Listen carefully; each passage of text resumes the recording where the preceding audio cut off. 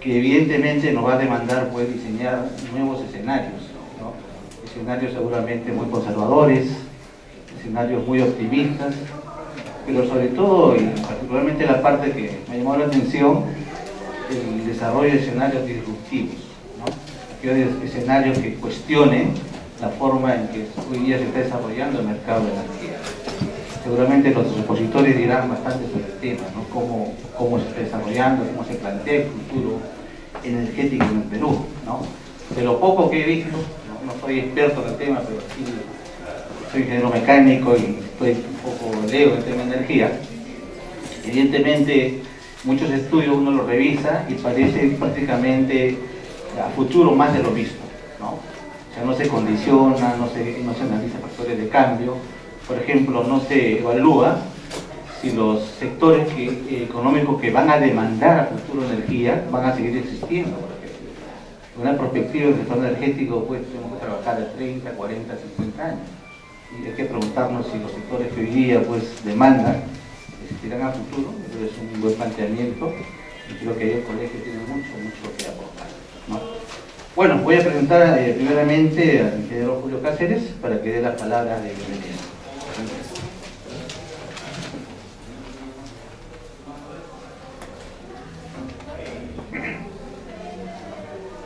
Ingeniero Humberto Campodónico Sánchez, ingeniero Olero Ochoa Aracastre, ingeniero César Vitón Fernández, ingenieros presentes, ingenieros que están en línea a nivel nacional, muy buenas noches. La comisión que hoy presido por segundo año es la Comisión de Industrialización, del cual me place un gran honor. Y este año, por coincidencia, el Consejo Departamental de Lima me honró en organizar un foro de precandidatos presidenciales, el cual se hizo también a nivel nacional, y fueron los 8 más destacados candidatos, incluido al que es nuestro presidente electo. Y hoy, bueno, continuando con un foro que es sobre la diversificación productiva y modernización económica, retos de la ingeniería para el desarrollo nacional. Y específicamente un tema que muchos ingenieros me comentaron es cómo modernizamos, cómo se industrializa los hidrocarburos y la energía. Y hay un hombre muy destacado que ha escrito muchas obras al respecto. Y es ingeniero. Verdaderamente, creo que es menester de este colegio de ingenieros convocar a los ingenieros más destacados del Perú para el Perú. Hablamos de modernización, hablamos de reviabilidad. Como todo proceso no es eterno. Y como en la vida, la historia del Perú, yo les digo, les juro, por la familia, que el año 89-90 me encargaron de hacer un Congreso Nacional de Ingeniería Industrial y Sistemas. Y un colega del sector hidrocarburos me alcanzó la receta del Fondo Monetario. Y bueno, lo leí, pues, incluso fui a consultarlo a esa. Bueno, fueron los ingenieros que tomaron la decisión, los ingenieros de este gobierno, para muchos era la decisión que se tenía que tomar. Obviamente cuando una casa está en crisis, bueno, uno dice no vamos a hacer gasto por acá, vamos a ahorrar por acá. Se dijo que había que salir los trabajadores inmediatamente y se creó la informalidad. Se trajeron muchas movilidades de segundo uso para que hubiera trabajo. Pero también dijeron que esto no debería durar más de 10 años. Pero parece que dentro de esta modernización y este reavivamiento, pues, ya pasaron más de 20 años. Y debemos recuperar, sobre todo, la presencia de la ingeniería y desarrollo nacional. La explotación minera.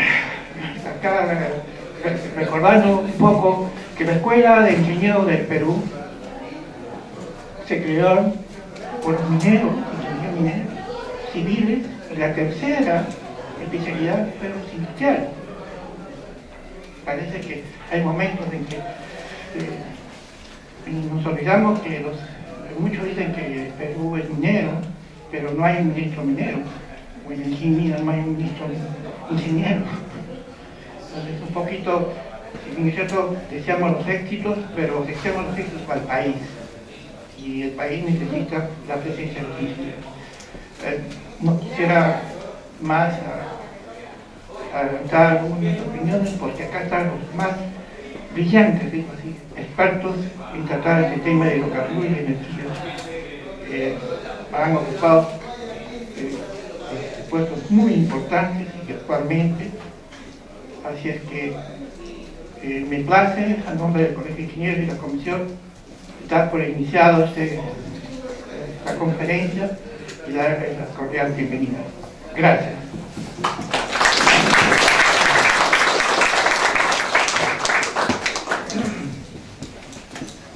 Gracias, ingeniero Cáceres. Bueno, la conferencia Modernización e Industria de Hidrocarburos y Energía va a estar a cargo del ingeniero Humberto Campodónico Sánchez, y vamos a tener un panel conformado por el ingeniero Aurelio Ochoa Alencastre y el ingeniero César Butrón Fernández.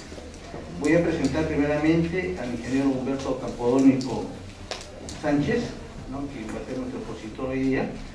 Y bueno, voy a leer su hoja de vida, pero realmente es muy extensa, entonces va a ser un resumen ejecutivo. ¿No?, que es ingeniero industrial de la Universidad de Ingeniería, trabajó en Perú, en 1977 obtuvo el magíster en Desarrollo Económico en la Universidad de París. Bueno, ha trabajado en diversas instituciones y tiene diversas publicaciones que seguramente ya comentaremos en su momento. Bueno, ingeniero Campodónico, por favor, 30 minutos para hacer su presentación.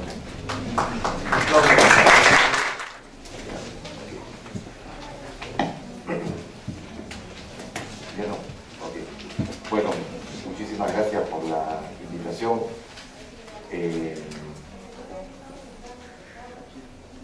Y con mucho gusto también de venir acá al alma mater. Como casi todos los que estamos acá, también soy ingeniero industrial de la UNI. Entré en el 67, salimos en el 72. Después de una recesión que hubo por el golpe militar, más que recesión, se suspendieron las clases un buen tiempo. Teníamos a los soldados ahí en el cerro apuntando. No solo apuntando, nunca dispararon una sola bala, por suerte. Yo quiero, atendiendo a la invitación que se me ha hecho, hacer un desarrollo que tiene que ver con la coyuntura económica a nivel internacional y nacional, que nos lleva a determinar la importancia de la diversificación productiva y de la industrialización. Algo que siempre hemos sabido, o sea, más todavía por la profesión que tenemos, pero que durante mucho tiempo estuvo más o menos venido a menos, porque se suponía que podía haber crecimiento y un cierto desarrollo sin que el tema de la industrialización y de la diversificación productiva estuviera a la orden del día. Entonces yo tengo algunas láminas que hacen hincapié en la evolución que hay hoy día internacionalmente y cómo se está mirando el tema, y luego me voy a centrar fundamentalmente en el tema de la petroquímica a partir de la importancia que tiene el gasoducto subperuano. Bueno, entre el 2003 y el 2007 tuvimos un periodo de crecimiento económico muy rápido, después de la Segunda Guerra Mundial, después de un breve hiato debido a la gran crisis de la burbuja financiera, se volvió a crecer hasta el 2011-2012, y se basó esto en una serie de condiciones externas favorables: comercio mundial en auge, flujos netos positivos de capitales y amplio acceso al financiamiento internacional, con tasas de interés históricamente bajas y entrada de inversión extranjera directa, precios excepcionales de las materias primas y por lo tanto mejor en los términos de intercambio de las economías de América del Sur, justamente exportadoras de materias primas, y en menor medida alto nivel de remesas de los migrantes en países de la región, ¿no? Entonces, ahí está, bueno, el flujo neto de capitales. En el 2013 todavía continuó, después ha caído. Esta es la década perdida de la deuda externa, ¿no? Luego subió un poco, pero aquí es donde hemos tenido ese ciclo importante, ¿no? Luego, a ver, aquí lo que tenemos es este es un índice de 1850 hasta el 2004, ¿no? En el cual se ve cuáles son los precios de los commodities que son insumos industriales, y esto es hecho por la revista The Economist, y se ve que desde 1850 hasta el 2004 más o menos constantemente estuvieron los precios de los commodities industriales y de ahí los términos del intercambio para nosotros que lo producimos en una señal negativa, ¿no? Muy fuerte. Pero a partir del 2004-2005 lo que nosotros podemos ver es que, bueno, acá están los 70, pero acá viene el que se ha llamado el superciclo de precios, ¿no?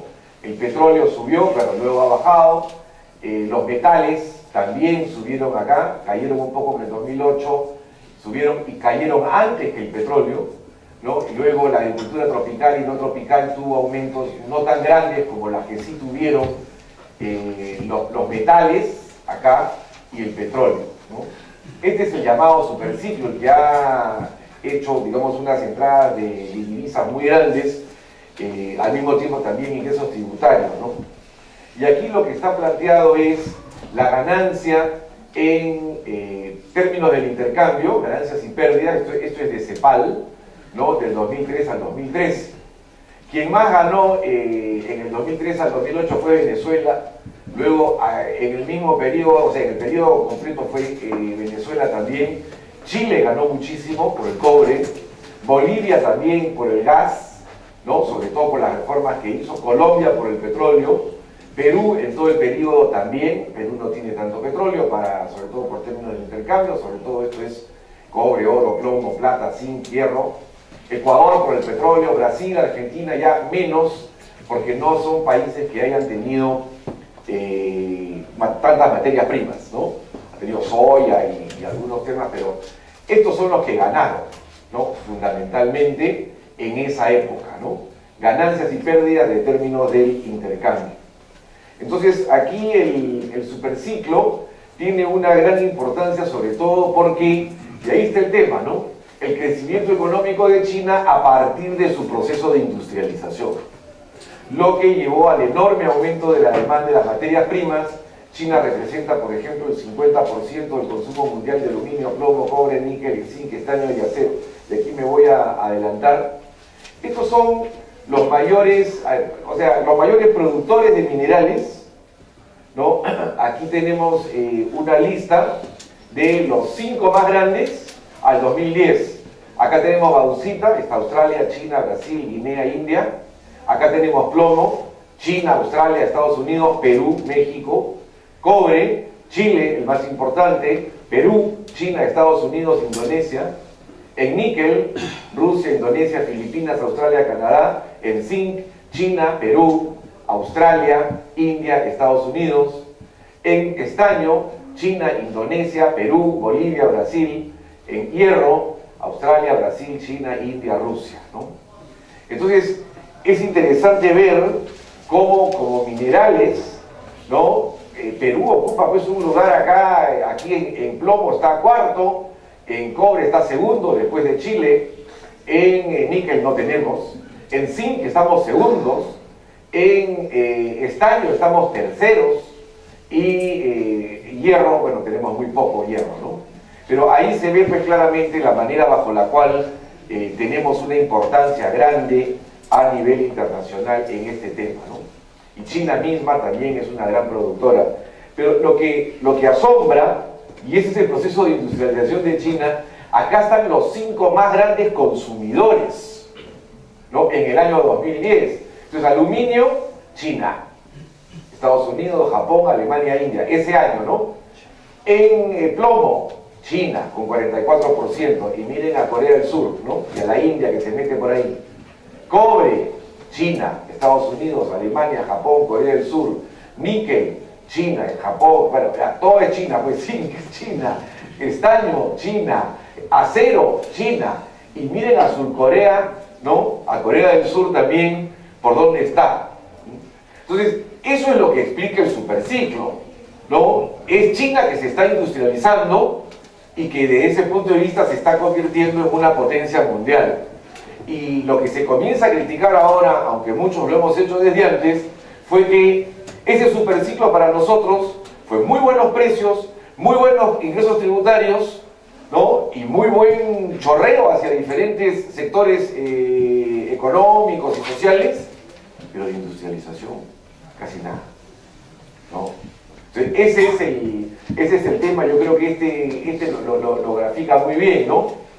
Acá están las tasas de crecimiento del Producto Bruto Interno Real per cápita desde el 62, va por ciclos, pero este que está acá es el más grande, ¿no? 62-2014. Este es Asia Oriental y el Pacífico, y estos somos nosotros. Este es Asia Oriental y el Pacífico, y este es América Latina y el Caribe, ¿no? O sea, nos han sacado largo. ¿Y por qué? Bueno, la respuesta, podemos ahora, me parece, debatir y discutir un poco, está en el proceso de industrialización que estos países han llevado a cabo, ¿no? Y aquí este cuadrito lo que nos demuestra es la dependencia que tenemos en exportaciones, ¿no? Por ejemplo, en el 2011, ¿quiénes dependen más del 70% en exportaciones de commodities? Bolivia, Ecuador, Venezuela, ¿no? Los tres de petróleo, o sea, esos dos de petróleo, Bolivia de gas. Entre 60 y 70, Chile con cobre y acá, Chile con cobre, Colombia con petróleo. Entre 50 y 60 está Perú, y luego ya van bajando, estos tienen bastante menos, ¿no? Están más diversificados. Algunos años varía, Perú a veces tiene un poco más, Chile está constante. Como dijo una vez Salvador Allende, el cobre sigue siendo el sueldo de Chile, ¿no? Están muy diversificados también, e incluso bastante más que nosotros, pero dependen en mucho de sus exportaciones de cobre. Y ellos tienen a Codelco, la empresa estatal, ¿no? Que vino de las nacionalizaciones en la época de Allende, pero que Pinochet no la vendió, y ahora que ha estado Piñera, hace poco, que ha estado 4 años, nunca se escuchó hablar de que la Corporación del Cobre de Chile se iba a privatizar. Por muchas razones, es una base tributaria, es una base de divisas, y le da el 10% de sus ingresos por exportaciones a las Fuerzas Armadas de Chile, ¿no? Entonces ahí hay un país que piensa sus cosas, ¿no? Yo no digo que esté bien o que esté mal, simplemente digo que así es, ¿no? Y no hay discusión en Chile ni sobre la Empresa Nacional de Petróleo de Chile, que es dueña de las 2 refinerías, a pesar de que no tienen petróleo. No hay discusión, está eso ya aceptado, está interiorizado en la sociedad. Una que otra persona puede decir algo, pero sobre Codelco tampoco. Ahora miren ustedes la dependencia de China que hemos agarrado en América Latina, ¿no? Según el Banco Mundial, dice, ¿cuál es la respuesta en el crecimiento para un punto del PBI que decline el crecimiento de China? Entonces, América Latina y el Caribe decaería acá en el primer año, que es el rojito, caería 0.6%. Y ya un efecto acumulado, el primer trimestre esto. Pero Perú caería 1%.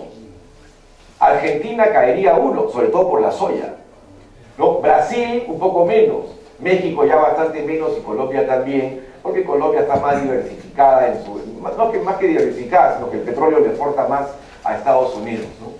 Entonces, ahí lo que tenemos es que el declive de la economía mundial, o el retroceso un poco, que ha hecho que China ya no pueda exportar como antes, y si bien sigue creciendo al 6,5%, ya no es lo mismo, pero lo que nos advierten es qué cosa es lo que puede pasar si nosotros seguimos tan dependientes. Entonces, yo aquí quería conversar un poco lo siguiente, ¿no?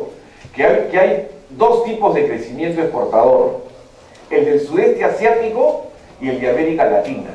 Muchas veces se nos dice, los dos son crecimiento exportador, estamos igual que ellos, también exportamos, pero no. O sea, acá lo que se dice es lo siguiente, y esto viene de un economista colombiano de CEPAL, que trabajé un tiempo ahí en CEPAL, que dice, el crecimiento liderado por las exportaciones del sudeste asiático es muy distinto al de América Latina. Las políticas asiáticas implican la participación activa del Estado junto con el sector privado. Las principales políticas han sido apoyo al sector productivo, políticas tecnológicas activas, intervenciones comerciales estratégicas, selectividad en la atracción de inversión extranjera, apoyo a la expansión en el extranjero de las empresas nacionales, y se centran principalmente en la mejora de la calidad de los bienes exportados, es decir, en su contenido tecnológico y su valor agregado doméstico. Y eso lo hace la industria, lo hace la ingeniería, evidentemente no es la única, pero eso es lo que a nosotros nos atañe, y creo que ese es uno de los temas en los cuales debemos discutir.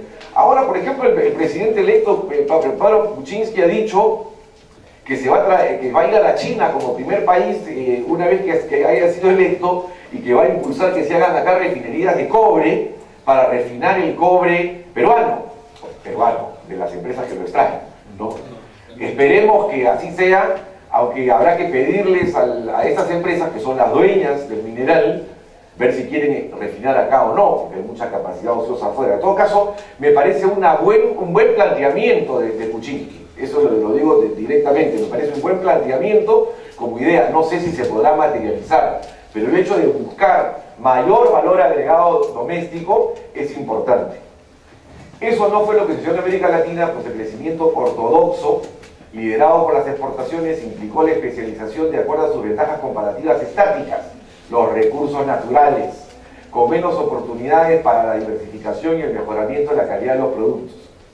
La especialización en materias primas trae varios problemas, entre ellos que el crecimiento tiene pies de barro por su fuerte dependencia del superciclo.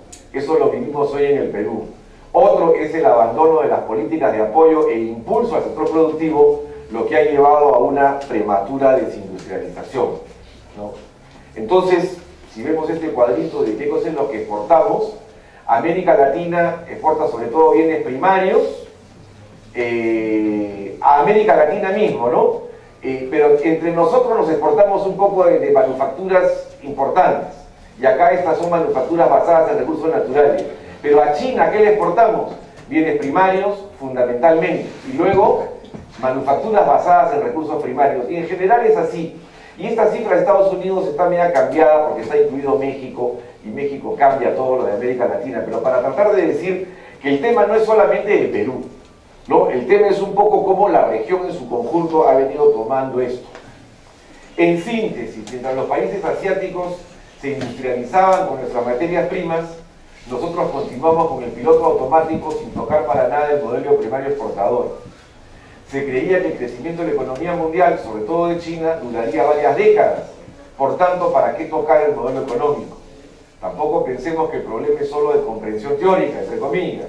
Hay muchos grandes intereses económicos detrás, y esto nos ha llevado a una desindustrialización prematura, ¿no? Esta desindustrialización prematura es el porcentaje de la manufactura en el PBI, que en los 70 subía, aquí hay traslapes porque son diferentes series, aquí comenzó a caer, esto es toda América Latina, y llega nuevamente abajo acá, en precios del 2010, o sea, llegamos como al 11%, o sea, el 11% del PBI industrial, ahora en América Latina, nosotros estamos todavía por el 15, 16 me parece, pero con baja no tanto porque no produzcamos lo mismo en términos de volumen, sino porque ha crecido tanto el PBI minero y petrolero, que entonces hay una relativa baja del PBI industrial.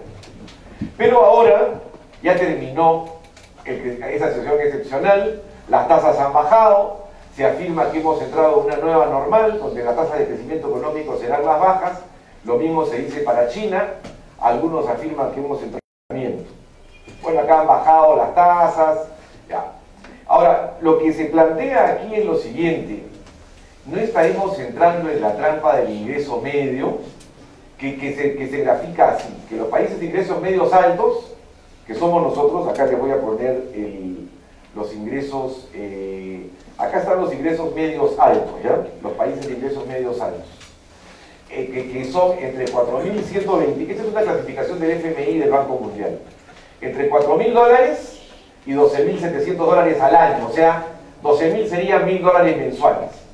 ¿Quiénes están acá? Un montón de estos. Está Brasil, está también China, está Colombia, Costa Rica, Cuba, Ecuador, Jamaica, México, Panamá, Paraguay, Perú. Ahí estamos. Los países más bajos son sobre todo los africanos, ¿no? Pero estos son los países de ingresos medios altos. Ahora, ¿cuáles son los países de ingresos altos? O sea, de $12.000 anuales para arriba. Por ejemplo, Suecia tiene como $60.000 anuales, entre 12 son 5.000. ¿Quiénes están? Evidentemente los desarrollados, pero está Argentina y está Chile. Son los dos países y Venezuela, perdón, y Uruguay. Venezuela, sobre todo por el petróleo, que al dividir la cantidad de petróleo entre el per cápita los eleva enormemente. Pero está Argentina, está Chile, ¿no? Y después, bueno, está evidentemente Estados Unidos, España, la Federación Rusa, Portugal, Puerto Rico, etc. Entonces, lo que dice esta cuestión de la trampa del ingreso medio es que muchos países llegan a tener ingresos medios altos, pero se quedan un poco dando vueltas y no pueden subir a ser un país de ingreso alto por el tema que vamos a ver en este momento, ¿no? Dice, tienen salarios demasiado altos para permitir que sean competitivos a nivel mundial en la manufactura de bajo contenido tecnológico, que depende de salarios bajos. Pongan ustedes pues El Salvador, Birmania. Sin embargo, no tienen la capacidad tecnológica, capital humano e instituciones necesarias para poner en marcha productos más sofisticados para competir con los países avanzados. Se trata entonces de pasar de un crecimiento basado en las ventajas comparativas estáticas a otro con ventajas comparativas dinámicas, que son resultado de políticas explícitas. Se trata de infraestructura y educación, pero también de lograr la inversión productiva y mejores instituciones, donde estamos en la cola. Esta no es una afirmación más, los países que se toman en serio la tienen muy presente. En una reunión del Consejo del siglo XXI, el presidente Xi Jinping de China declaró enfático: China no caerá en la trampa del ingreso medio. China está en este momento en el ingreso medio, pero con un gran contenido industrializante, ¿no? Entonces, algo que me parece a mí, que yo doy acá como planteamiento, ¿no? Se debe sustituir el patrón de crecimiento actual por otro, donde el factor clave sea el aumento de la productividad.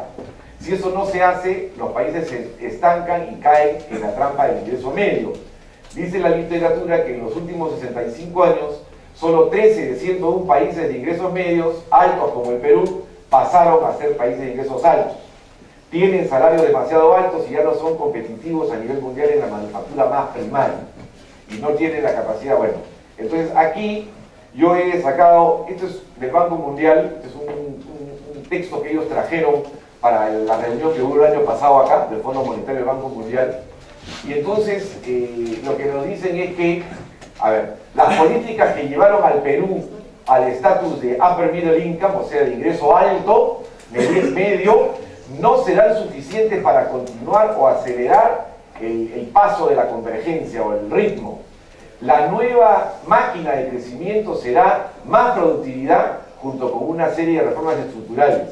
La década pasada, la performance, nos ha, digamos, dejado el camino más o menos puesto.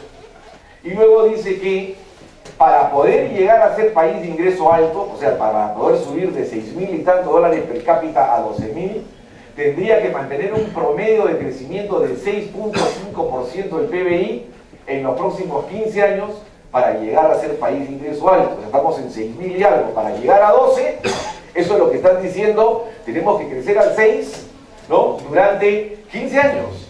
Si no, no llegamos. Y entonces dicen, bien interesante este informe del Banco Mundial, ¿no? Habla sobre informalidad, también algo que no voy a tocar ahora, ¿no? Entonces acá dice, muchos de estos países exitosos adoptaron políticas que tuvieron en el centro la productividad. Las políticas que promovieron al Perú a ser un estatus de middle income ya no son aquellas que lo llevarán al próximo nivel, ¿no?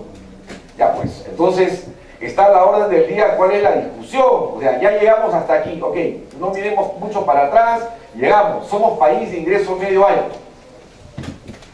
sobre la base de ventajas comparativas estáticas y de recursos naturales que el país tiene, porque la dotación que nos tocó a la hora del reparto en la creación nos dejó eso, ¿no? Ya, ok, lo hemos aprovechado, pero hasta ahí estamos llegando. De ahora en adelante, lo que tenemos que hacer es mejorar en productividad, en calidad humana, en tecnología, en ingeniería, eso. O sea, ese es el reto, me parece, que tenemos. Y yo pienso que el presidente Kuczynski lo puede tener en la cabeza, ¿no? O sea, en todo caso esto es una discusión, yo no puedo ver más allá, pero sí pienso que hay algunas cosas que él, como economista de varios lugares, puede tenerlo en cuenta, ¿no? Ok, ya tenemos que superarlo, eso ya está. Ahí hay más cosas sobre el tema, ok. Entonces, ya llegando más cerca, dice Produce que el Perú está muy rezagado en investigación y desarrollo, es el Ministerio de la Producción, ¿no? Entonces, gasto en investigación y desarrollo como porcentaje del PBI y fuente de financiamiento. O sea, eso nos concierne directamente, ¿no? Entonces, Israel, Finlandia, Corea del Sur, Suecia, Dinamarca, Estados Unidos, Alemania, la OCDE, Francia, Reino Unido, España, Italia. América Latina está acá como promedio, Brasil el primero, Argentina, Costa Rica, México, Chile, Uruguay, Ecuador, Panamá, Colombia, Bolivia, Perú. 0.12%, El Salvador, Paraguay, ¿no? Por un lado lo de empresas y por otro lado lo del gobierno. Entonces ahí la investigación y el desarrollo es básicamente un tema de universidad, o sea, de empresa ligada a la universidad, de institutos tecnológicos, ¿no? De nuevos inventos, de desarrollos. Entonces ahí el tema también es que si mucha de la ingeniería ya nos viene toda importada, si muchas de las empresas nos traen directamente casi todo porque ya viene de afuera, entonces el sitio para la ingeniería local y para el desarrollo se reduce, porque ya todo viene un poco de afuera. Entonces viene una empresa o viene Falabella o Ripley o digamos otros que pongan, si ya vienen con la ingeniería lista y con el desarrollo tecnológico, entonces poco van a innovar acá con las universidades. Entonces acá se necesita una política más activa, yo creo que también ahí es un tema a discutir. Pero el tema a discutir también es que ha comenzado a cambiar esta percepción de que si se hace política industrial, está mal, ¿no? Entonces el BID, en un texto del 2015, ya dice, ¿no? Que se llama, este texto se llama así, lo encuentran en la web, Repensando el Desarrollo Productivo. A medida que surgía el paradigma liberal, se consolidó una tendencia a desmantelar las estructuras de la política industrial. Este paradigma, a pesar de algunos avances, no ha sido suficiente para fomentar la productividad y el crecimiento a niveles satisfactorios, ¿no? O sea, el paradigma liberal donde el Estado no interviene, todo lo hace el mercado, etc. Ya el BID dice, repensando, agrega, la eliminación de la política industrial no ha sido la solución.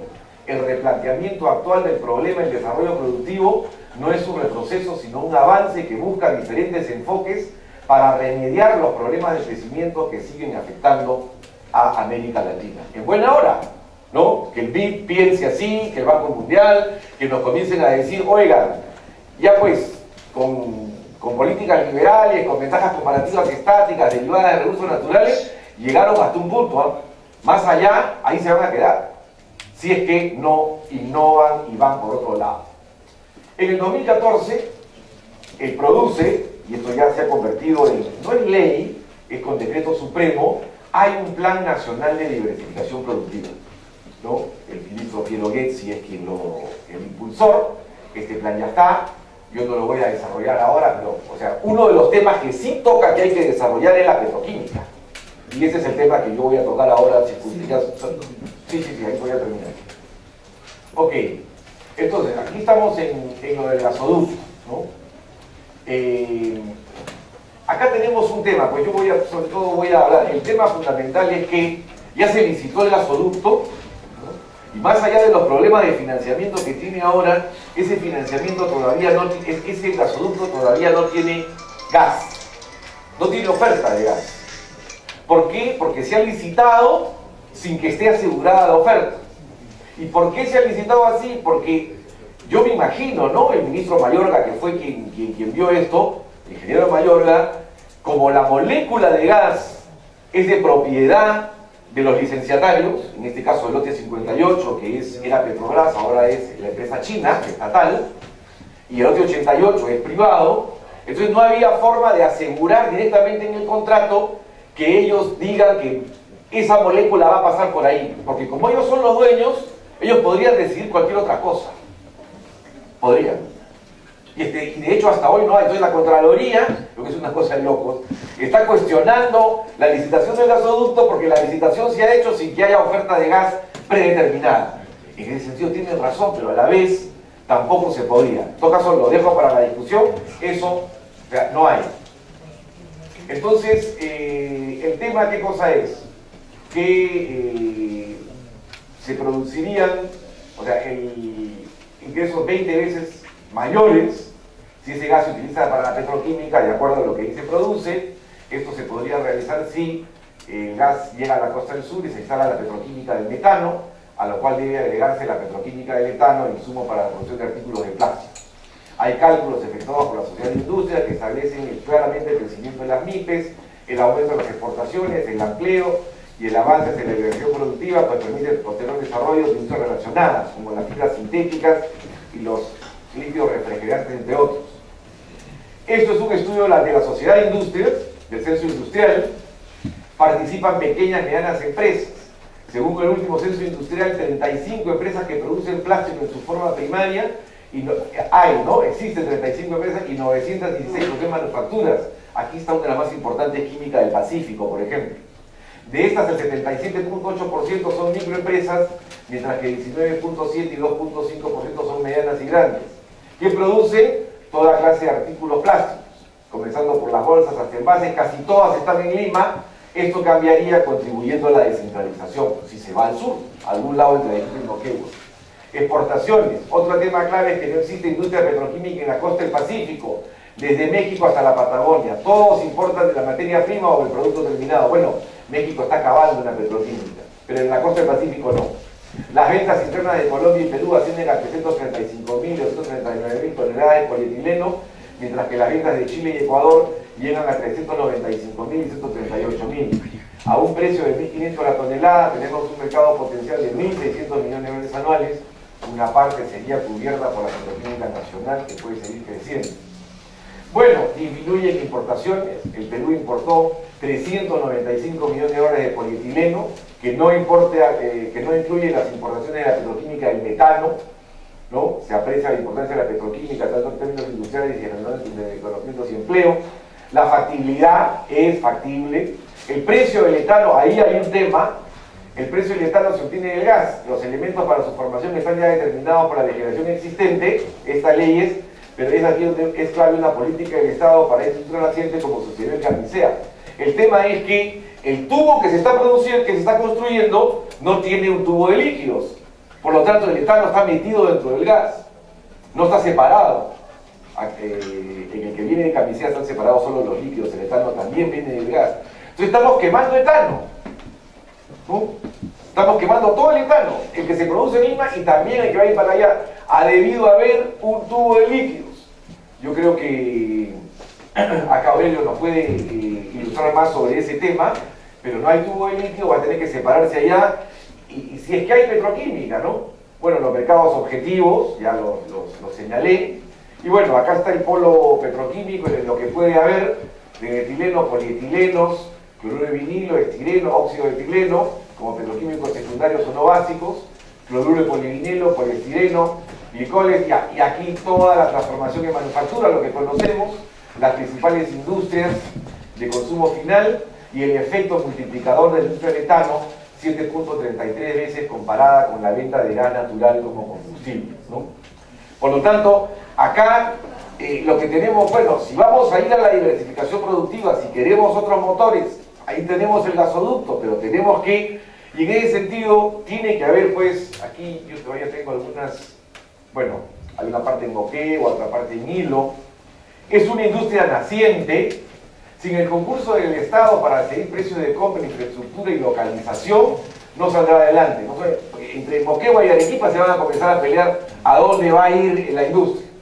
Recordemos que la actual Camisea solo vio a luz cuando el Estado otorgó incentivos, recuperación anticipada del IGB, fraccionamiento de pago de aranceles en 7 años, garantía de la red principal para el gasoducto TGP y también un contrato de take or pay en Electroperú.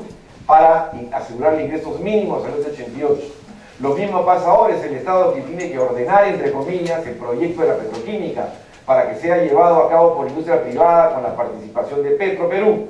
Pero eso no se hace y quede el campo libre para que se ataque este proyecto con los opositores, quienes quieren o bloquearlo definitivamente o realizarlo de acuerdo con sus intereses. Para algunos lo único que les interesaría es la exportación del gas, como la electricidad a países vecinos, ¿no? Bueno, luego se ha demorado y todo lo demás, ahí ha cambiado, fue primero un proyecto integral, luego el tristemente célebre Taladucto Costero, con la llegada de Mayorga se aprobó la buena prueba en el 2014, pero hasta ahora no sale. Y la fresa de la torta es que el Ministerio de Energía y Minas desactivó la comisión multisectorial y dejó de promover la petroquímica, suponiendo que estaría exclusiva de los privados. Error. Las industrias nacientes se promueven, no nacen espontáneamente, así lo demuestran todas las experiencias económicas recientes, incluida la del lote 88, como hemos visto. Bueno, ahí todavía hay algunas cosas más sobre heterogeneidad estructural y todo, pero creo que hasta aquí ya hemos avanzado lo suficiente, ¿no?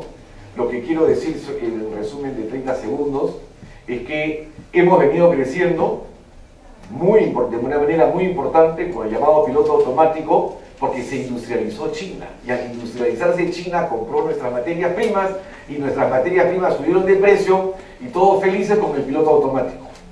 Ya, pero eso no nos industrializó y hemos perdido una buena cantidad de tiempo sin impulsar políticas activas, porque mejor con piloto automático, ¿para qué meterse en alguna política de industrialización? De repente no va mal, seguimos así, quién sabe, esto puede durar 25 años más.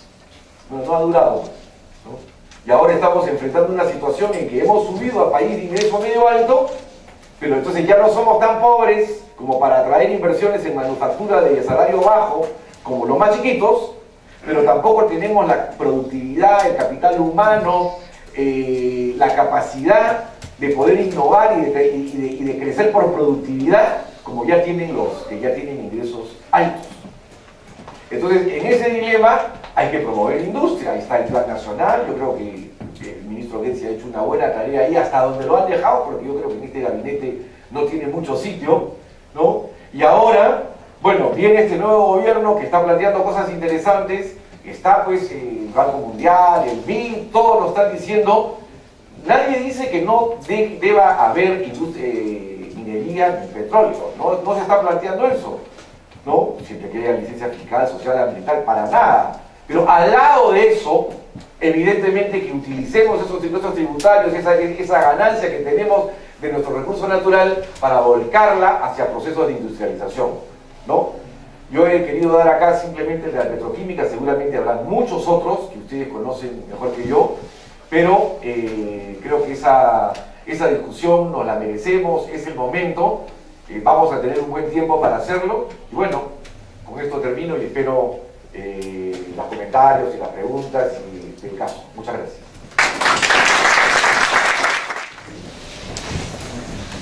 Muchas gracias. Sí. Muchas gracias, señor Paco. Vamos a presentar ahora el panel, ¿no?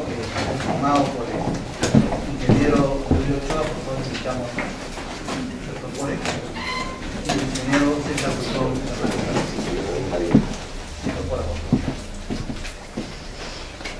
Bueno, el ingeniero Aurelio Ochoa es ingeniero geólogo de la Universidad de San Marcos, doctor en Ciencias Geológicas por la Universidad de Lyon, tiene un día en Economía y Energía, Universidad de 2002. El ingeniero César Guzmán, mecánico electricista, egresado de la UNI, tiene especialización en ingeniería de potencia en Suecia, que también ha sido tenido cargos nacional y asesor del Ministerio de Energía. Cada panelista va a tener 10 minutos en una primera ronda para comentar la exposición del ingeniero Cabo.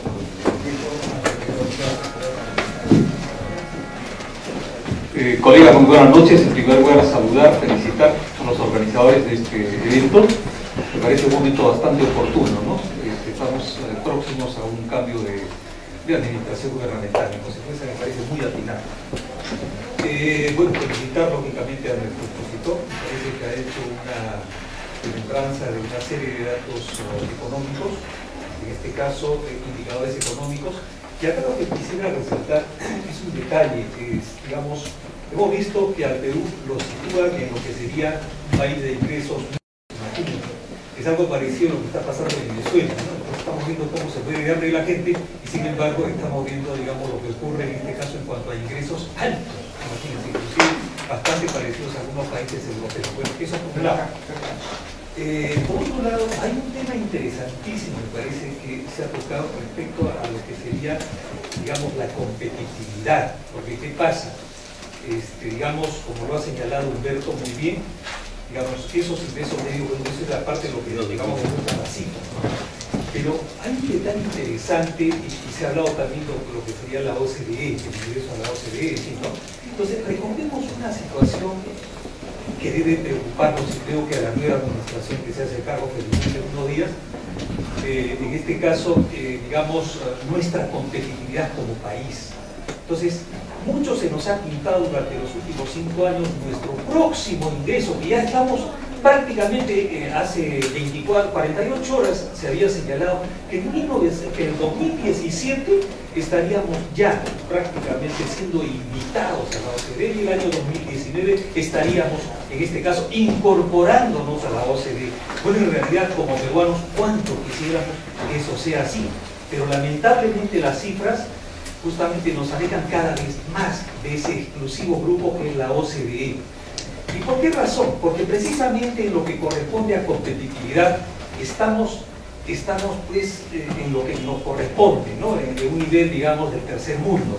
Y lo curioso del caso es que en el índice de competitividad de la World Economic Forum, o sea, del Foro Económico Mundial, del año 2015-2016, nosotros estamos en el puesto 16,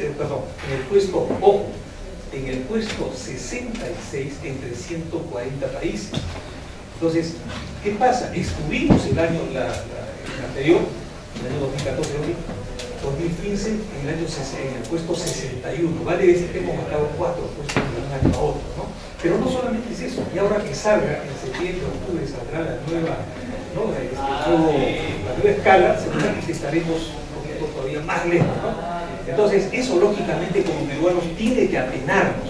Ahora, ¿qué pasa? Lo que nos han presentado, sobre todo a través del MEP, eran cifras, no, estamos en un puesto intermedio al hablar de ese puesto 66 entre 140 países, pues lógicamente. Pero lo curioso del caso es que ese puesto 66 es el puesto promedio.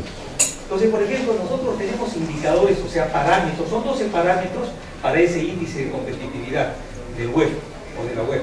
Entonces, entre esos 12 parámetros, curiosamente, entre lo que corresponde precisamente a lo que son los indicadores económicos, la parte de lo que es tamaño del mercado, la parte financiera, en fin, estamos en puestos 23, 32, o sea, en puestos del primer mundo. Eso es interesante también. Pero recordemos que ese tipo de parámetros económicos, en realidad, ¿qué cosa?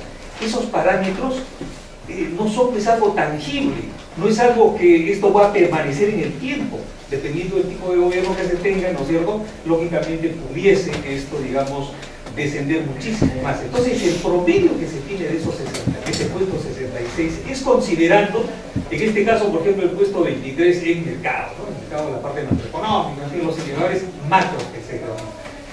Pero lamentablemente, en lo que es tangible, ¿no?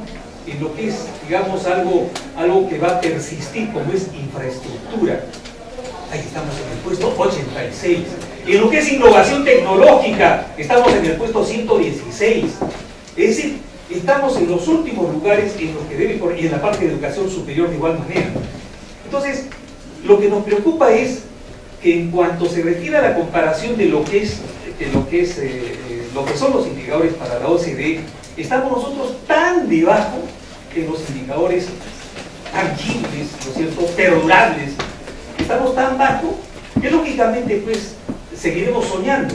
Como en alguna oportunidad se nos dijo que el año 21, o sea, en nuestro bicentenario, podríamos ya pertenecer a la OCDE. La verdad, al paso que vamos, pero hay que ser optimistas. En estos 5 años que vienen, que lógicamente va a tener que recuperarse el tiempo perdido de los 5 años que han pasado, que todavía nos faltan 2 semanas, felizmente, ¿no es cierto? Entonces, puede hacer que podamos recuperar los puestos. ¿Cuántos me quedan, por favor?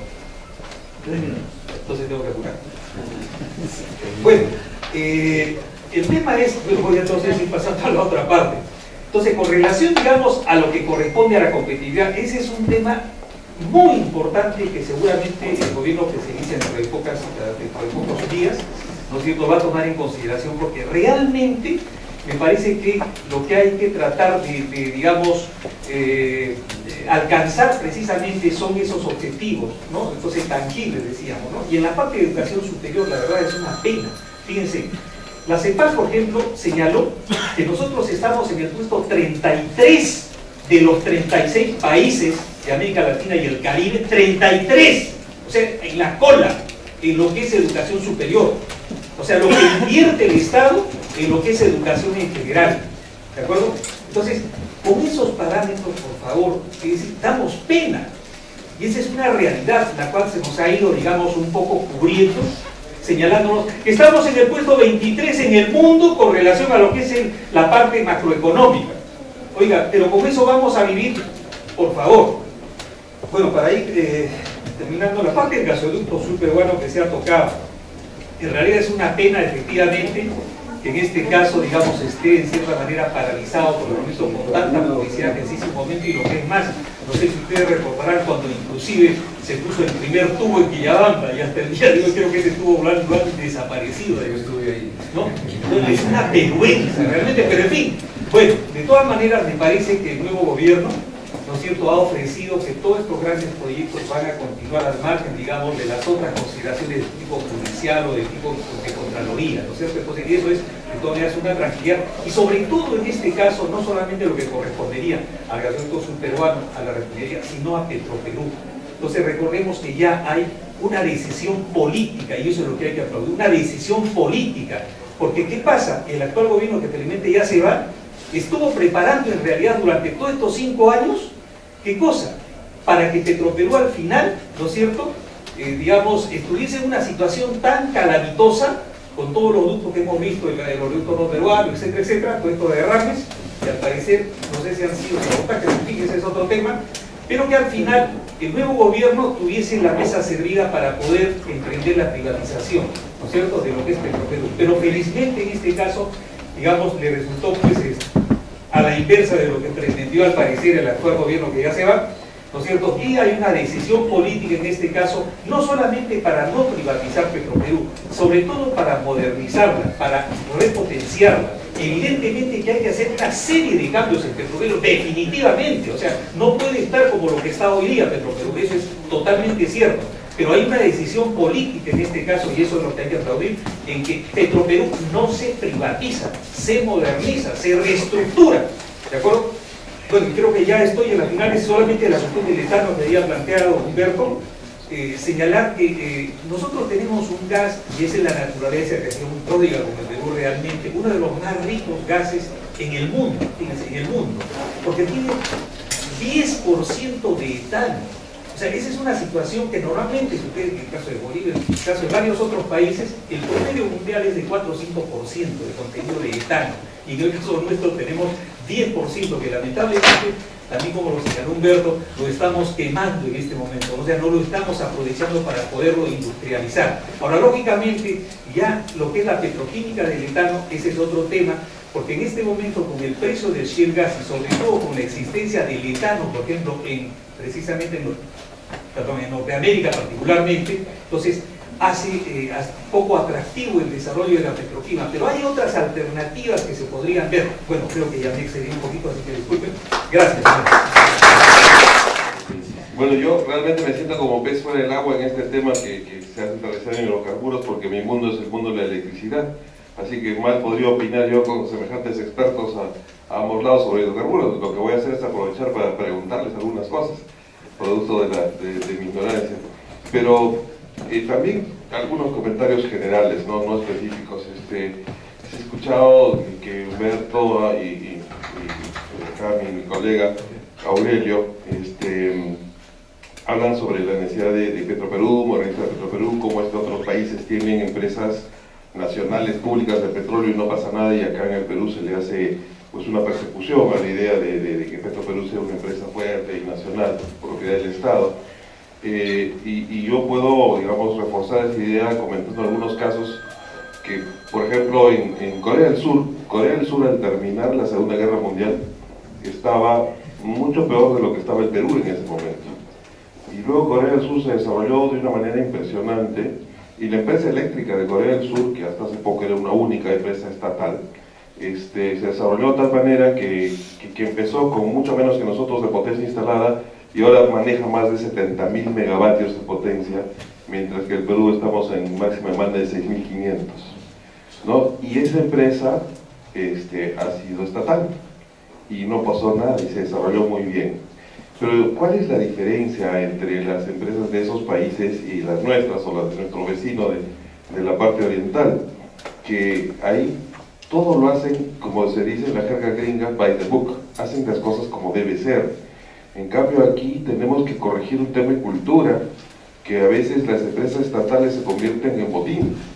Eso tiene que desaparecer. Si queremos desarrollar efectivamente las industrias que se llaman estratégicas en función de empresas estatales, tiene que cambiar la cultura de los países. Hemos visto muchos casos del mismo Petroperú en su tiempo, la Petrojuerga, ¿se acuerdan? Y el caso Lavallato de Brasil.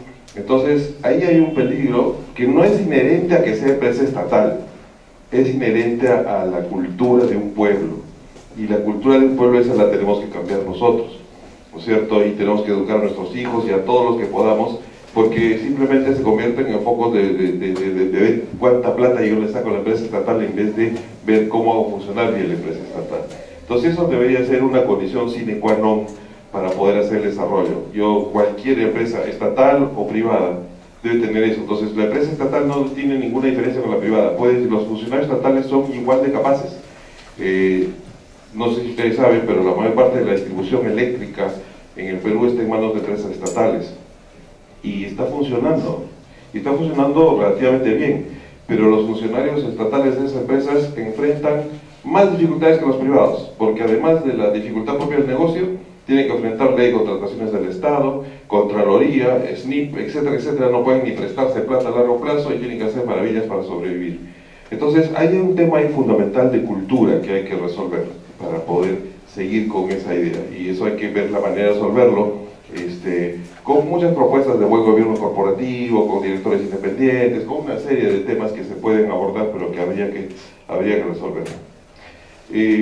Lo otro que quería comentar es, más bien ya en calidad de pregunta, Aurelio ya lo mencionó un poco, es cómo Humberto nos habla sobre el desarrollo de la petroquímica, pero los de afuera del sector de hidrocarburos escuchamos siempre que con este advenimiento del shale gas en Estados Unidos, el gas de esquisto, de pronto el precio del gas se ha bajado en Estados Unidos tanto que ya está inferior a lo que está el gas puesto acá en Lima, y entonces el Perú pierde competitividad para tener una petroquímica, porque antes, cuando se hablaba de esto, el gas en Estados Unidos, en el Henry Hub, cuando se ideó todo el proyecto de exportación de gas en el Perú, se hablaba, el Henry Hub estaba, porque el Henry Hub, que es el marcador del precio de gas, ¿no es cierto?, en Estados Unidos, en esa parte de Estados Unidos, estaba entre 9 y 12 dólares el millón de BTU, y en el Perú estaba 3 millones de dólares el millón de BTU. Entonces ahí hacía sentido, era mucho más barato, pero ahora están casi igual. Entonces, ¿cómo podemos resolver? Repito, esto es a modo de pregunta, no es a modo de crítica. ¿Cómo se puede resolver ese tema de que ahora ya el gas es ya es barato en otros sitios? Antes era muy barato en el Perú, ahora ya no lo es tanto, ¿no? Ahora se dice también que, bueno, Arabia Saudita ha aplicado toda una estrategia para hacer quebrar a las empresas norteamericanas de shale gas, bajándoles el precio del petróleo para que no tengan un precio tan alto y a ver si sobrevive o no. El efecto de eso ha sido descremar esas empresas. Han quebrado miles de empresas en Estados Unidos, miles de empresas que desarrollan eso, pero han quedado las más fuertes, las que pueden sobrevivir. Entonces habría que ver cómo va a influenciar eso en el desarrollo que si todos quisiéramos, evidentemente, que haya petroquímica. Una pregunta más: en el sur del Perú, vale la pena mencionar que yo soy del sur, mis paisanos son complicados, pues. Entonces, también va a ser primero la pelea donde se ubica, y segundo va a haber gente que no quiere que se haga la inversión, que malogren el medio ambiente, etcétera, etcétera. Eso también hay que resolverlo, ¿no es cierto? Todos tenemos que ponernos de acuerdo que hay que resolver eso para que pueda. para que pueda funcionar. Yo lo veo un poco difícil por ese lado. No han dejado de desarrollar varios proyectos de inversión, ojalá que dejen de desarrollar la petroquímica. Y ya para terminar, y volviendo a mi mundo, que es el mundo eléctrico, y creo que cometiendo una herejía, voy a cometer una herejía para los petroleros, es sobre el tema de que el Perú es importador neto de petróleo, ¿no es cierto? El Perú importa diésel, y el más grande consumidor de diésel es el sector transporte. Y todo el mundo se mete con el sector eléctrico para que baje las emisiones de gas, y nadie se mete con el sector transporte. El mayor contaminante, el mayor causante de gas de efecto invernadero después de la deforestación y la minería ilegal es el sector transporte de carga y de pasajeros, los motores diésel de los buses y los camiones. Y nadie se mete con ellos. Quieren que el sector eléctrico sea el que baje emisiones cuando el sector eléctrico es uno de los más limpios que hay, con base hidroeléctrica grande y luego gas. Pensando en eso, y pensando en, y me corregirán por favor los expertos, lo que se ve es que el Perú, desde afuera, no es un país petrolero, no es un país que tiene grandes reservas, que puede pues ponerse engreído y llamar a los grandes inversionistas mundiales, poner condiciones y que se desarrolle la exploración y de petróleo y ser autosuficientes en petróleo. Entonces yo lo que propondría es, y si nos olvidamos un poco de eso y si más bien nos concentramos en tratar de disminuir ese déficit, y la forma de disminuir ese déficit es hacer algo con el gran consumidor que es el transporte, y en lugar de estar pensando en convertirlo a gas natural, porque no sabemos si hay suficiente gas o no habrá, etcétera, etcétera, ¿por qué no pasamos de frente, nos damos un salto tecnológico? Porque la etapa normal sería de petróleo a gas, y en el futuro de gas a electricidad. ¿Por qué no concentramos todos los esfuerzos en convertir a autos, a buses y a camiones eléctricos? Electricidad tenemos fuentes renovables que son las hidroeléctricas, tenemos un potencial muy grande.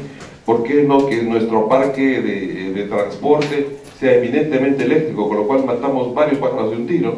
Utilizamos nuestra energía hidroeléctrica limpia para generar electricidad, disminuimos las emisiones, ¿no es cierto? Y con eso podemos resolver ese tema. Entonces, ¿por qué no concentrar todos los esfuerzos de desarrollo tecnológico, invertir? Voy a decir otro pecado por acá, que es la masificación del gas natural. Todo el mundo cree que la masificación del gas natural es un elemento que hay que perseguir.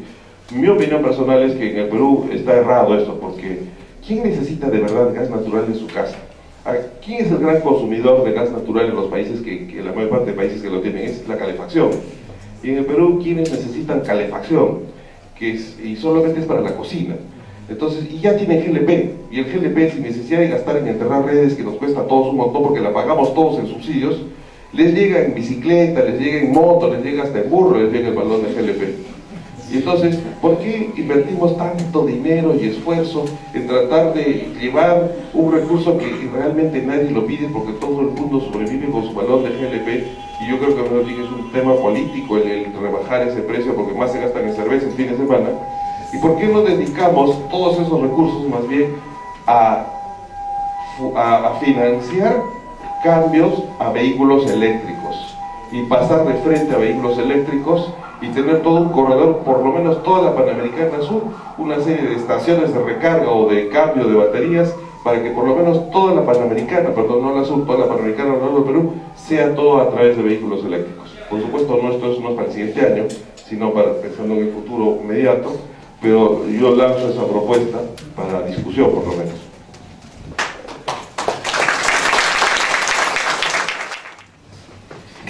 ¿Saben? O sea, el tema, cómo se puede comenzar o sea, cómo deberíamos abordarlo, teniendo un plan energético de mediano y de largo plazo, que es lo que están pidiendo, y yo estoy completamente de acuerdo en que esta discusión hay que darla ahí, ¿no? Pero no lo tenemos, pues. A mí me han llamado como 2 veces, 2 ministros, seguramente Aurelio también, a ver los lineamientos. Tenemos planes referenciales de hidrocarburos, plan referencial de electricidad, referencial. Supuestamente marca la cancha para que se desenvuelvan ahí, digamos, el empresariado privado. Supuestamente, ¿no? Porque eso en verdad no está. Entonces, hay un estudio del NUMES, la nueva matriz energética sostenible, financiada por el BID, no sé cuántos decenas de millones de dólares. el préstamo. No sé si todo fue para el estudio, pero fue con eso. Ahí está, hace 4 años. Y no tenemos plan energético de mediano y de largo plazo, donde podríamos discutir lo que tú planteas, lo que dice Aurelio, si el GLP, si el gas, ¿no es cierto?, si las energías renovables, el petróleo cómo va. Entonces nos hacemos una imagen objetivo del Perú al 2025, al 2030, vemos cuáles son nuestras reservas, cuál es nuestra producción, nuestro consumo, y orientamos la cosa hacia donde el país quiere, pero todo el mundo tiene ese plan, por favor. Y nosotros no. Obama, o sea, en el año 79, en el momento de la guerra entre Irán e Irak, Estados Unidos prohibió la exportación de petróleo a las empresas privadas, la prohibió, porque querían tener sus reservas y no querían depender de afuera. ¿Saben cuándo la han levantado? En diciembre del 2015 Obama la levantó, después de 45 años, porque hay el shale oil. Entonces, si el gobierno dice, es mi seguridad energética, esto es lo que yo necesito, yo no quiero que se exporte petróleo, no se exporta. No estoy diciendo acá que se prohíbe, o sea, queremos gas para el Cusco, más allá de que yo también pienso que hay que discutir la petroquímica, o sea, en ese sentido hay empresas petroquímicas todavía interesadas. Entonces que se constituya algún tipo de comité multisectorial que converse con las empresas privadas, que vengan los japoneses, los brasileños, los coreanos, los franceses, quien sepa petroquímica, y que nos digan pues si puede haber petroquímica acá o no. Yo he conversado hace más de un mes todavía con la gente de Braskem, en una reunión que los encontré, y ellos dicen, seguimos interesados.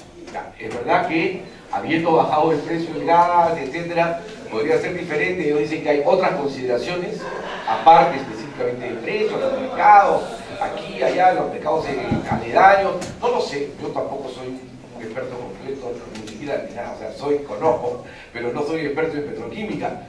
Ciertamente quizás no se puede hacer, ¿no? Yo no digo que no, pero tampoco está negado. ¿Dónde están las conversaciones que hay? No hay conversaciones. Yo hablé hace poco con la ministra, hace 2 meses, y le digo, ¿y por qué no hay el comité multisectorial?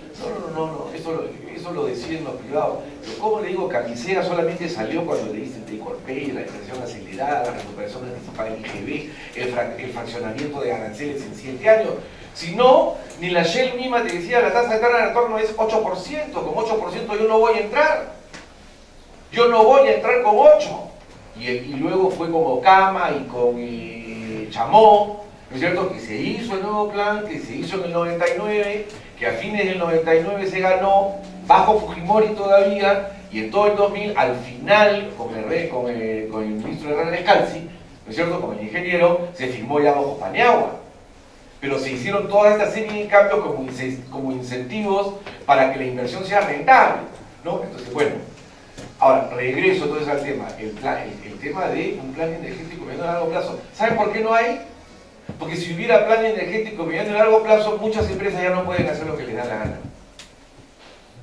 Ya no pueden exportar, por ejemplo, si uno quiere exportar, tiene que ir al ministerio y decirle, voy a exportar.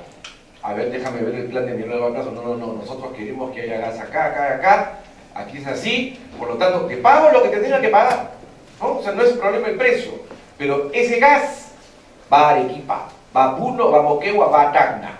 Ahí va. Porque es el recurso natural del Perú.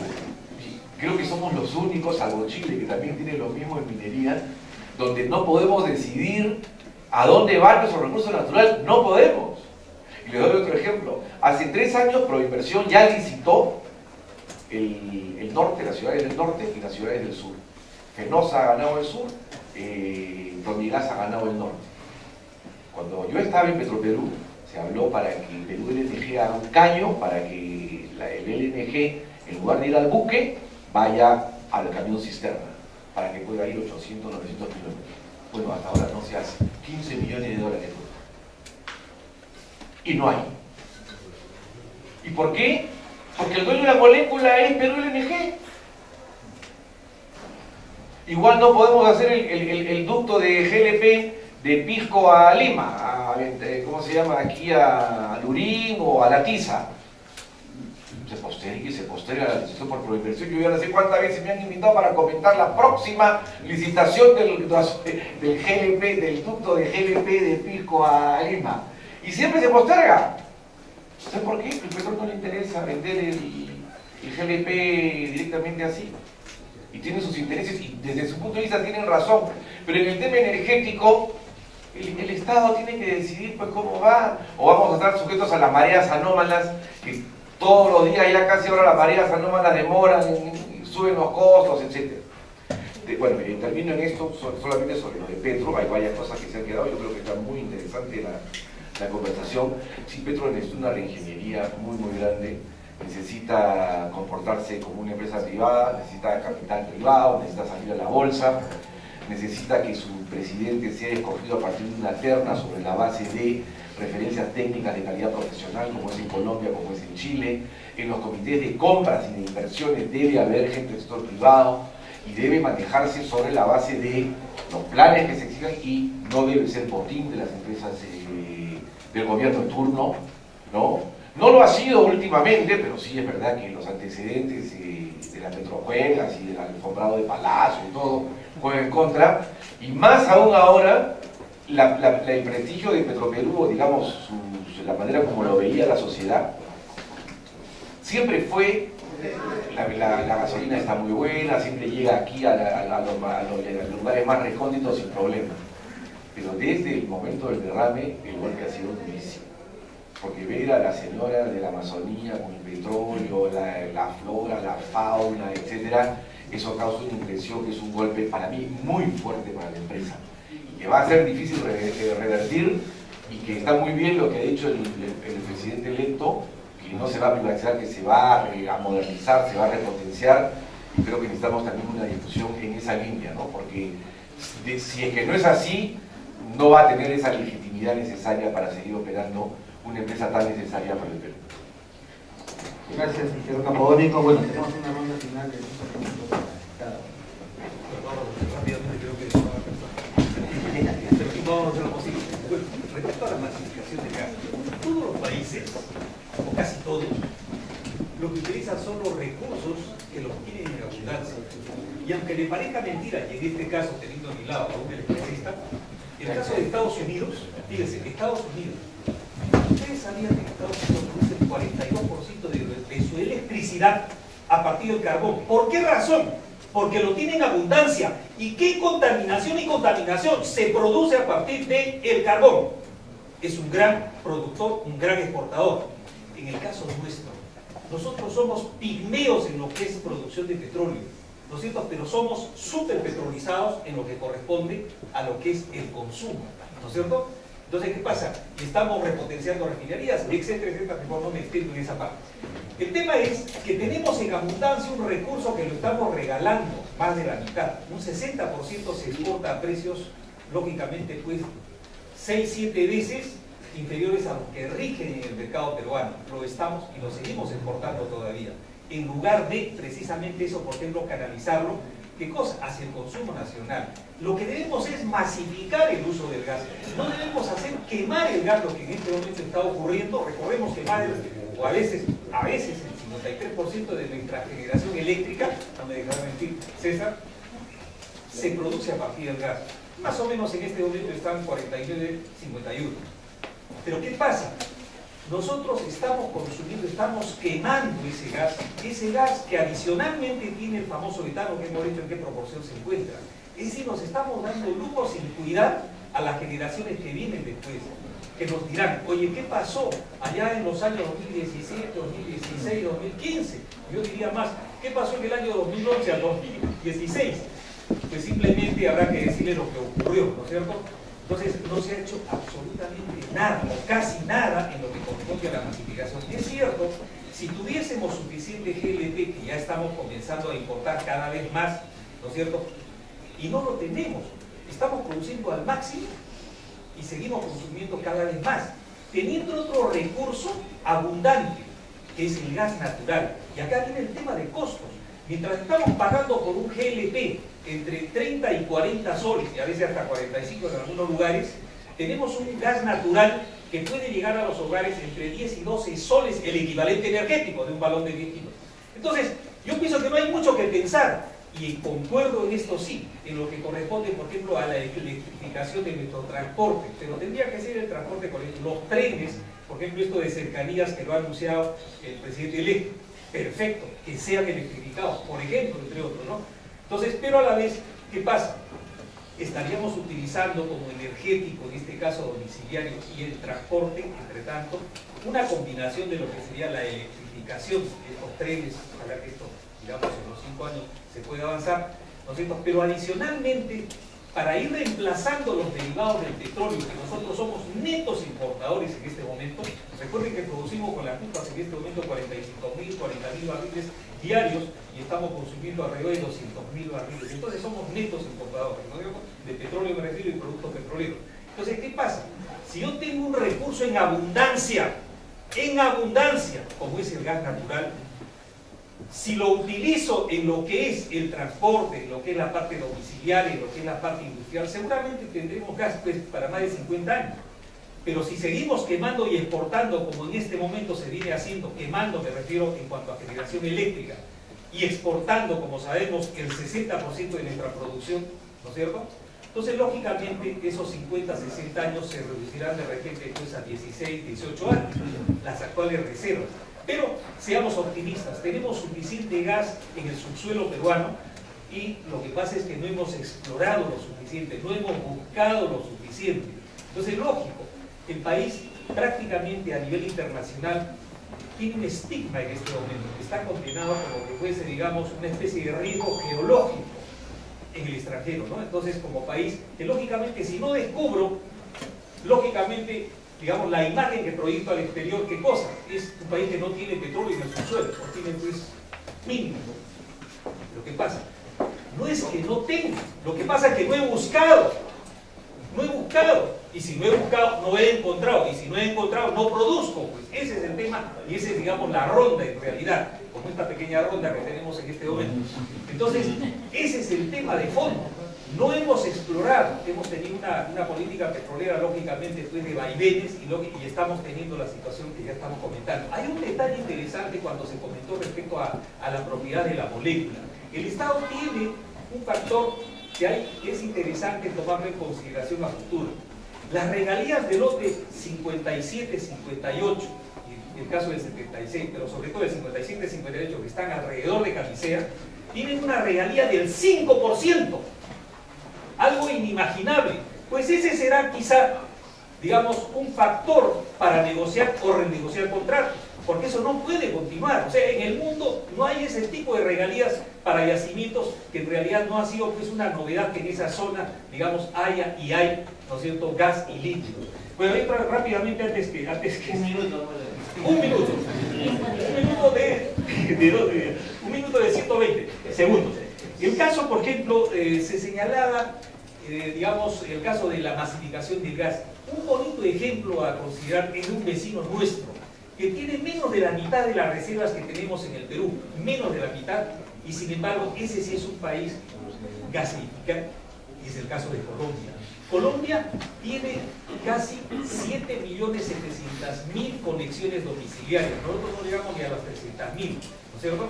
Eso por un lado, pero tiene la mitad de las reservas.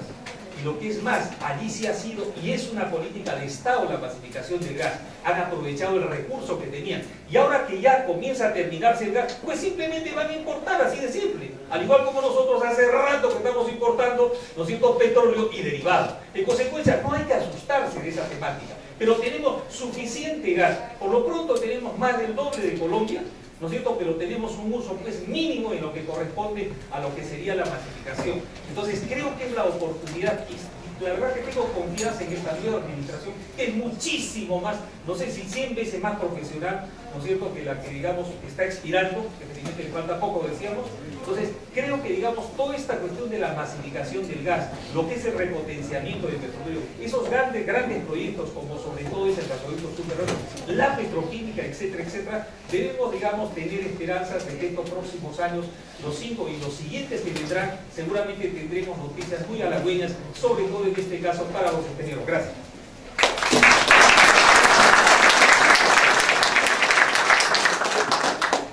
Sí, bueno, voy a hablar 4 minutos para recuperarlo de Aurelio. Tengo una mala noticia para Aurelio, y es que en este momento no podemos dejar de quemar gas. Como él bien lo ha dicho, casi la mitad de la energía eléctrica que se produce y se consume en el Perú ahorita proviene del gas natural de Capicea y algo de Aguaitía un poco, y algo del norte, Talara, sí. Entonces, si nosotros en este momento, y son como 3.000 megavatios instalados, y si en este momento paramos esas plantas para dejar de quemar gas, simplemente se traduce en un 20% de la demanda eléctrica del país que no puede ser atendido. Entonces, vamos a necesitar desarrollar otras fuentes de energía eléctrica, otras generaciones de energía eléctrica para reemplazar ese gas.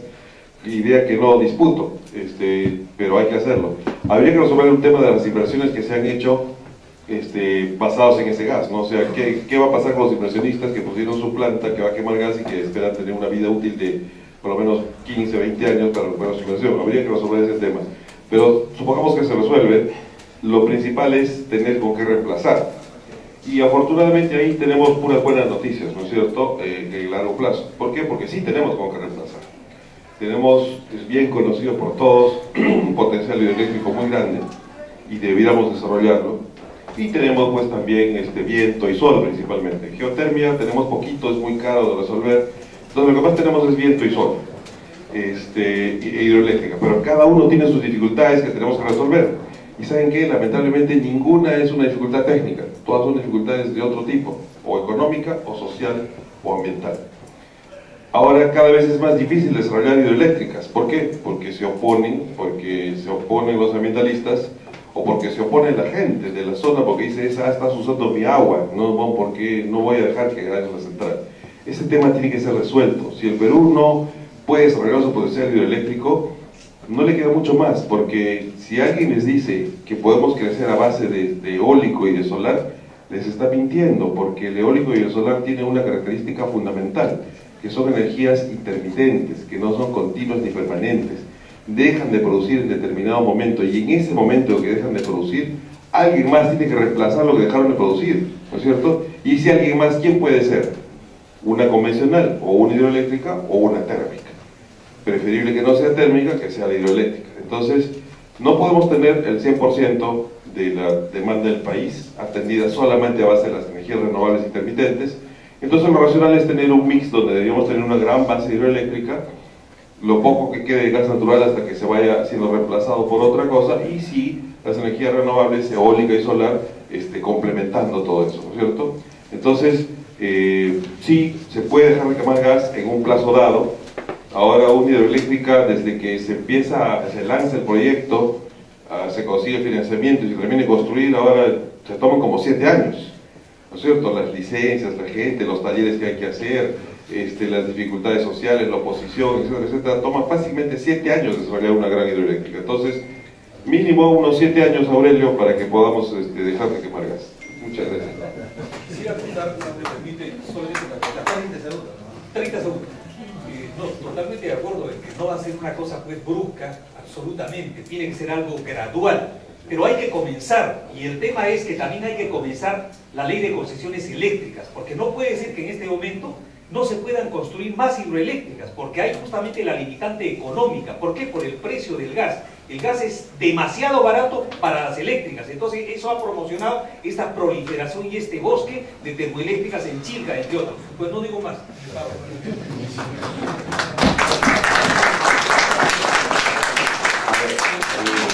De manera de conclusión, a mí me parece que una de las sugerencias que yo haría a los organizadores y a todos los que somos ingenieros en general es que, bueno, acá estamos en la departamental de Lima, ¿no es cierto?, pero ante el Colegio de Ingenieros del Perú, algún tipo de pronunciamiento de nuestro colegio, para mí, yo pondría varios puntos, pero uno no puede dejar de faltar, que haya un plan energético de mediano y de largo plazo.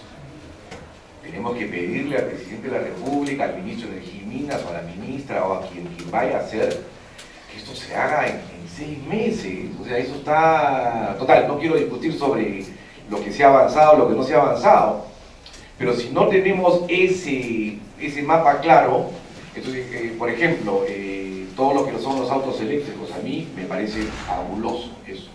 ¿no? Me parece fabuloso, claro, son caros. Pero bueno, en total, y luego la masificación del gas, o la electricidad, o las renovables, todo eso tiene que tener un norte, tiene que tener un horizonte. Todas las empresas planifican en todo aspecto sus planes de desarrollo. ¿Cómo no lo va a hacer un país en la energía que es o sea, es, como la sangre es a nosotros, la energía es al movimiento de un país? Entonces no puede ser que no lo tengamos, ¿no? Yo pienso que en eso, si nos ponemos de acuerdo, quizás como colegio de ingenieros y como otros gremios, podamos exigir y pedir y exigir que se haga este plan. El segundo tema, para mí, tiene que ver en mucho con lo que es la propiedad de la molécula, de poder decidir sobre el destino. Más que la propiedad, yo diría decidir sobre el destino. Aquí Aurelio no ha mencionado algo que se hizo durante su gestión, esto de las exportaciones, de las reexportaciones del gas del lote 56, que no iban a México en verdad, sino iban a otro destino, que se descubrieron durante su gestión, que ganamos el arbitraje en el CIADI como país, ¿no? Y casi, de repente muchos de ustedes ni siquiera saben que se ganó un arbitraje y que recuperamos 62 millones de dólares porque el gas nuestro se había estado reexportando y no nos habían dicho a dónde se había ido y nos estaban pagando menores regalías. ¿Ustedes creen que de la administración pública alguien dijo mucho? El presidente de la República, esto fue en mayo, cuando se dio el fallo, lo mencionó en su mensaje del 28 de julio como diciendo, caramba, hemos avanzado, hemos ganado un arbitraje internacional. No se dijo. No se dijo. Se pasó por agua fría, tibia, lo que fuere, ¿no?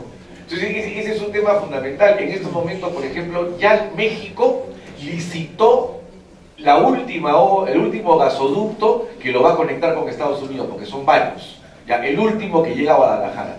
El que llega a Guadalajara ya no van a necesitar el gas nuestro. Ya no lo van a necesitar. Entonces está la orden del día que se renegocie.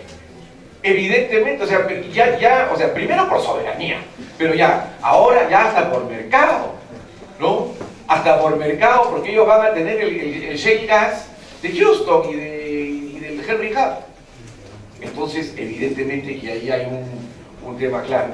Y en el otro, en lo de la masificación, miren, lo de la masificación es un tema que tiene algo de económico, tiene algo de energético, pero yo diría fundamentalmente tiene algo de social. Fundamentalmente es social. Bolivia, que comenzó después que nosotros, ya tiene 2,5 millones de hogares con gas y son solamente 10 millones. Nosotros tenemos 10 años, tenemos 1,5 millones de hogares y somos 30 millones. Y eso es un tema social. O sea, el gas de las accesorias. Además que en el tema del GLP tiene que ver acá, pues si queremos entrar a la OCDE, un tema de competencia. El gas, el GLP, Petro lo vende a 18 soles, ya, póngale los impuestos, o sea, con impuestos y todo, 18, más la envasadora, y llega a 35, 40, el margen de comercialización, Aurelio el otro día, yo digo esto porque Aurelio me lo dijo, el otro día, 50, ¿cuánto es? 70% el margen de comercialización del GLP, 4 empresas. Tampoco, ¿no?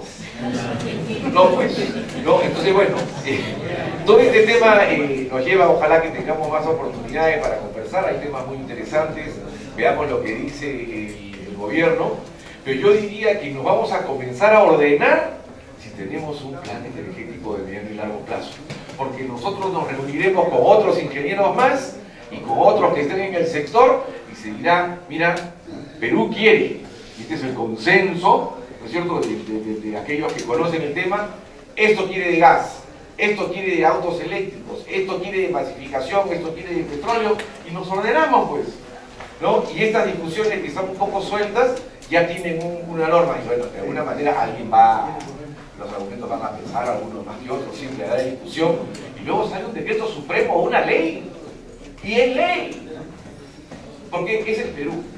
Y es el Perú el que tiene que saber hacia dónde va y cómo va. Gracias.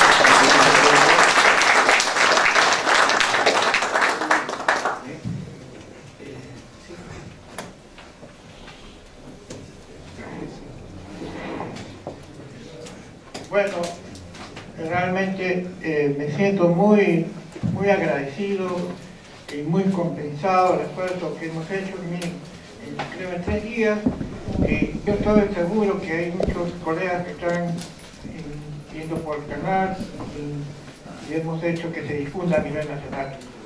Pero lo que acaba de decir el ingeniero Campodónico, que bueno, no deja de ser ingeniero industrial, por favor, no lo intenta. Pero tuve el placer, y ustedes lo pueden ver en el YouTube, que yo entrevisté al presidente y fundador de Altamina, que en paz descanse, al presidente de Odebrecht, al presidente de uno de los grandes agentes de Graña y Montero, y dijeron: ninguna empresa puede funcionar si no hay planificación. Si no hay un plan estratégico, no.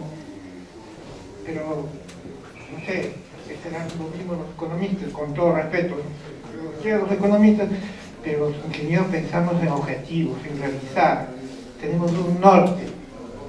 Y yo me estoy diciendo, Graña y Montero, Altamina, Odebrecht, son personas que conocemos. Y está grabado, está dicho por sus propias palabras.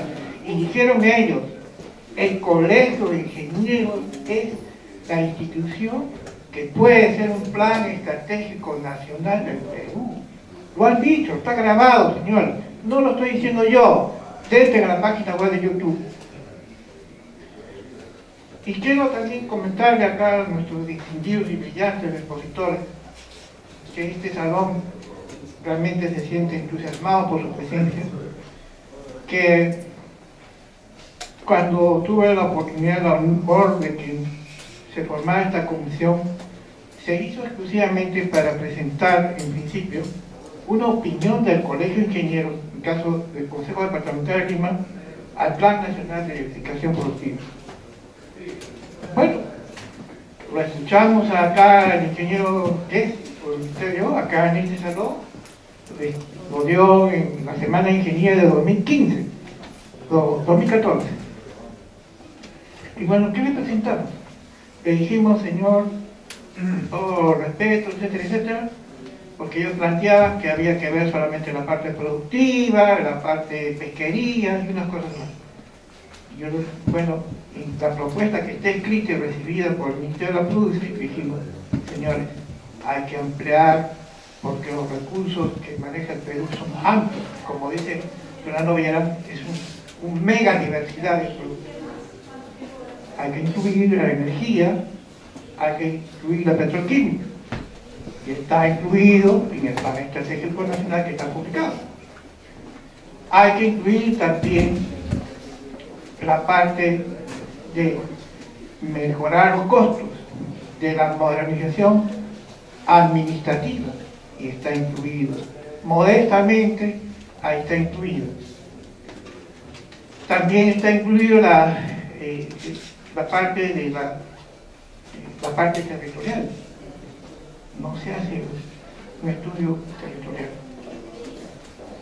Y quería decirles pues que, en broma, un ingeniero el viernes pasado, cuando estábamos viendo la parte de la agroindustria, estábamos viendo la parte minera con el ingeniero Rómulo Mucho, con Fernando Villarán, tocamos los retos de la ingeniería y sobre todo la diversificación productiva, ¿no? Me decía: bueno, parece que no entendemos qué cosa es la industrialización. Queremos entrar a competir en la Alianza del Pacífico, queremos entrar en APEC, queremos en la ODC, y en la ODC están los 10 países más grandes industrializados del mundo. ¿Cómo nos vamos a presentar? Y con todo respeto, ¿con economistas negociando o con ingenieros negociando con los ingenieros de China, de Corea del Sur, de los grandes países industrializados? Por favor, no lo digo porque están nuestros brillantes ingenieros, sino porque el país necesita ingenieros para que cambie la historia del Perú. Cambiamos en el 90, ahora en el 2016 también debemos hacer pues, un cambio necesario para el país. Entonces quiero agradecer la brillante asistencia de nuestros distinguidos asistentes o expositores como el ingeniero Humberto Campodónico, al cual me ha costado traerlo, me ha costado traerlo. No, pero no le agradezco porque me explicó que estaba en un tema personal, pero está con nosotros para el agradecimiento de muchos de los presidentes, que acá está nuestro tesorero, acá está el presidente de Pesquería, ¿no? Ingeniero Bolero Ochoa también, por si acaso el ingeniero, para algunos colegas y los que nos están viendo, el ingeniero Humberto Campodónico ha sido expresidente de Petroperú. El ingeniero Bolero Ochoa, que lo queremos y lo apreciamos, y sé que todavía puede dar mucho más en nuestro presidente.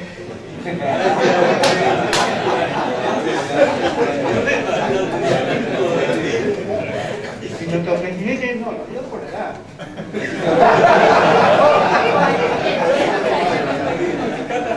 No, nuestro presidente dice que puede dar mucho más. Yo creo que el ingeniero Bolero fue nuestro presidente de Perú.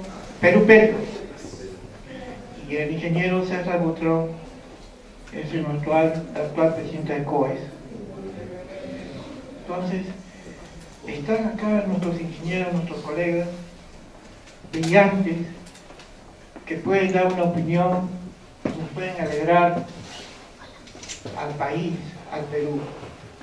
No solamente, solo me queda agradecerles infinitamente por haber asistido a esta conferencia, y le tomo la palabra al señor Humberto Campodónico, que por lo menos de que suscrito en mi comisión hará propicio a este pronunciamiento de un plan estratégico. Por lo menos en mi comisión lo propondrá a los niveles que correspondan, y esperemos de que esto se haga realidad. Muy buenas noches, muchas gracias por su asistencia.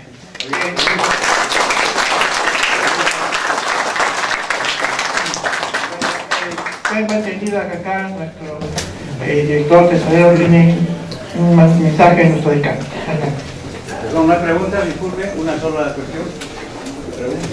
No, no es pregunta. No es pregunta. ¿Me permite? ¿Me permite 2 minutos? Bueno, no está quizás en el programa, pero realmente por encargo del equipo departamental, realmente es un gusto tener tan brillantes expositores, el ingeniero Aurelio Ochoa, el ingeniero César Butrón. Realmente es un equipo de ingenieros de lujo de exportación. Nosotros como Consejo Departamental estamos en ese proyecto de que los ingenieros tienen que estar en las políticas, en la toma de decisiones del Estado. Y para eso incluso hemos hecho una sugerencia muy sutil a través de contactos con el gobierno entrante, para que los ingenieros vayan a ocupar los lugares que corresponden. Eso es un mensaje general. Yo quisiera, a través de nuestros distinguidos invitados, que la ingeniería tiene que estar presente.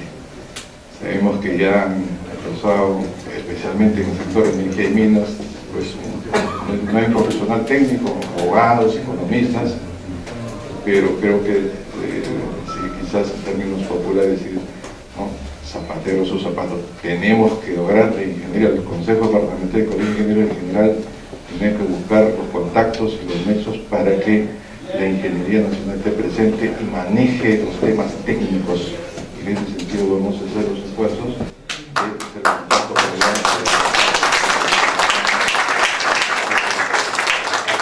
felicito al ingeniero Cáceres, que preside la Comisión de Industrialización de nuestro Consejo Departamental, y su equipo de colaboradores, todos ustedes por la presencia, porque de esta manera estamos poniendo en Chilena todo el tema energético, eléctrico, todo el desarrollo que atañe a la ingeniería. Yo estoy seguro que esto va a trascender, y nuevamente nuestra felicitación al Consejo Directivo de los Ingenieros, ¿no? Seguiremos avanzando con ustedes adelante, ahí a ocupar las posiciones que nos corresponden, porque ahí tenemos que trabajar, ahí tenemos que colaborar para que nuestro Perú busque el desarrollo. Nada más de mi parte y buenas noches, discúlpenme.